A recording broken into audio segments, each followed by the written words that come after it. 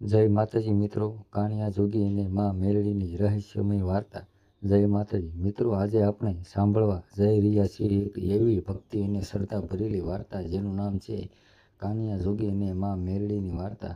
કહેવાય છે કે જ્યારે સાચી શ્રદ્ધા હોય, જ્યાં ભક્તના મનમાં કોઈ કપટ ન હોય, ત્યાં માં મેરડી પોતાના ભક્તની રક્ષા કરવા કોઈને કોઈ સ્વરૂપે જરૂર આવે છે.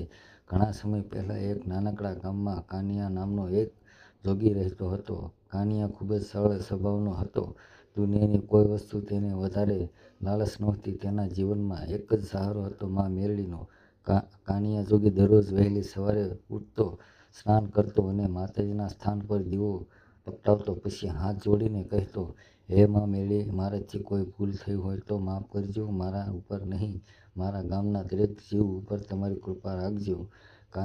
કાનિયાની ભક્તિ એટલી સાચી હતી કે ગામના લોકો પણ તેને વાતે વાતે આપતા. પરંતુ એક દિવસ ગામમાં અચાનક મુશ્કેલી આવી. ગામના લોકો ભય ફેલાઈ ગયો. રાત્રિના સમયે ગામની બહારથી પવિત્ર અવાજ સાંભળવા લાગ્યો. કોઈ કહે, ઝાડા પાસે કોઈ છાયા દેખાય છે, તો કોઈ કહે, રાત્રે મંદિર પાસે અજાણ્યો પ્રકાશ દેખાય છે. ધીમે ધીમે ગામના લોકો રાત્રે ઘરની બહાર નીકળવાનું બંધ કરી દીધું. એક રાતે કાનિયા જોગી પણ એ જ રહસ્યમય અવાજ સાંભળ્યો. કાનિયાએ આંખો બંધ કરી અને માં મેરડીને યાદ કરી, માં, જો આ ગામ ઉપર કોઈ સંકટ હોય તો મને રસ્તો બતાવજો. એટલું કહીને કાનિયા એકલો એક જ ગામની બહાર નીકળી પડ્યો. રસ્તામાં અંધારું હતું, ચારે તરફ શાંતિ હતી, પરંતુ કાનિયા નામના ડર નહોતો, કારણ કે તેના હોઠ પર માત્ર એક જ નામ હતું, જય માં મેરડી, જય માં મેરડી. જ્યારે કાનિયા એક જ જૂના વૃક્ષ પાસે પહોંચ્યો, ત્યારે અચાનક તેની સામે એક જ અંજોળું દેખાયું. કાનિયા ત્યાં જ ઊભો રહી ગયો. થોડીક ક્ષણમાં તે પ્રકાશ વધુ તેજ બન્યો અને કાનિયાને અંદરથી એક જ અવાજ સાંભળ્યો, કાનિયા, ડરતો નહીં. કાનિયાની આંખોમાં આંસુ આવી ગયા. તે હાથ જોડીને બોલ્યો, માં, તમે અવાજ આવ્યો, હું તારી શ્રદ્ધા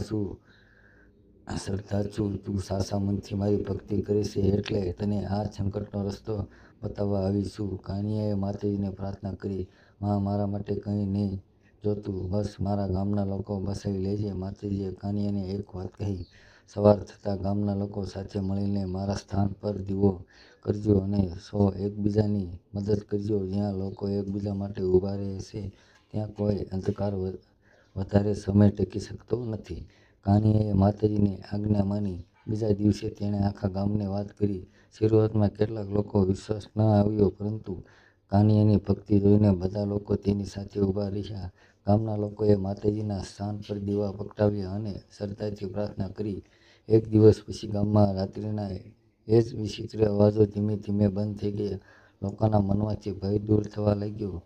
ત્યારે ગામના વડીલોએ કહ્યું, આ કાનિયાની ભક્તિની શક્તિ છે, અને જ્યાં સાચો ભક્ત હોય છે, ત્યાં માં મેરડી પોતાના ભક્તને ક્યારેય એકલો છોડતી નથી. કાનિયા જોગીએ ત્યારે માત્ર એટલું જ કહ્યું, મારી કોઈ શક્તિ નથી, શક્તિ તો મારી માં મેરડીની છે. મિત્રો, આ વાર્તા આપણને એક જ સુંદર વાત શીખવે છે, શ્રદ્ધા રાખો, પરંતુ સાથે સારા કર્મ પણ કરો. માતાજી પાસે માત્ર પોતાની ઈચ્છા માટે નહીં, પરંતુ પરિવાર, ગામ અને સમાજનું સુખ માટે પણ પ્રાર્થના કરો. કહેવાય છે કે સાચી ભક્તિમાં દેખાડો નહીં હોતો. સાચી ભક્તિમાં માત્ર એક જ ભાવ હોય છે, માં, તમે મારી સાથે રહેજો.